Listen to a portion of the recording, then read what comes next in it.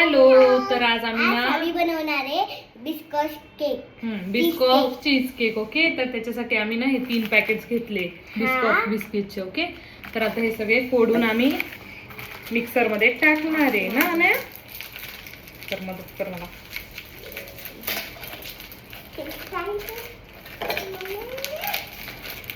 हे 2 पॅकेट बिस्किटचे मी मिक्सरच्या भांड्यात टाकले. आता हे ग्राइंड करून फाईन पावडर बनवून घेते याची.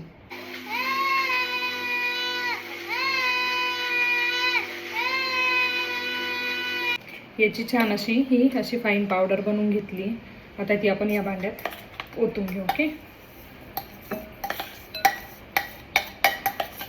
आम्ही बटर घेतलंय मेल्ट करून. आता हे आपण याच्यात टाकू थोडं थोडं आणि सगळं मिक्स करून छान असं खाली एक लेअर सेट करून देऊ. ओके,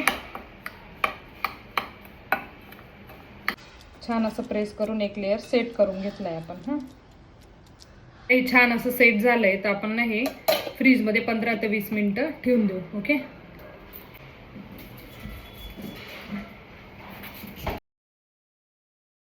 आता सेकंड लेअरसाठी मिक्सर जारमध्ये पनीर, मिल्क मेड आणि फ्रेश दुधाची साय म्हणजे मलई घेतली. स्मूथ आणि क्रीमी टेक्स्चर होईपर्यंत छान असं ब्लेंड केलं आणि आता फ्रीजरमधून बिस्किट बेस काढून त्यावर हे मिक्सचर इव्हनली स्प्रेड करून घेतलं. पुन्हा 1 तास हे फ्रीजरमध्ये ठेवलं.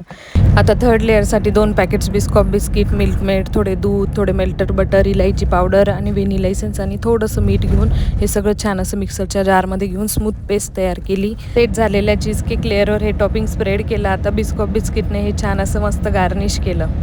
आता या चीज केकला मी फ्रीजरमध्ये 8 तास ठेवलं. तर सेट होण्यासाठी तुम्ही ओव्हरनाईटही ठेवू शकतात. रेडी झालाय बिस्कॉट चीज केक. हा बघा, तुम्ही बघू शकता किती छान दिसतोय. हा टेस्ट करून बघतो आम्ही आता.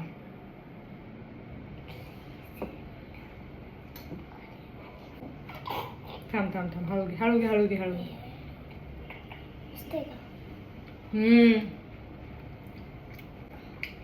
खूप छान झालं, खूप छान. पूर्ण दिवस जातो याच्यात करण्यात.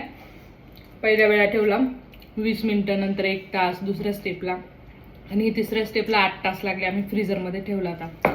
बट खूप छान आहे, खूप छान आहे. एकदा नक्की ट्राय करा तुम्ही.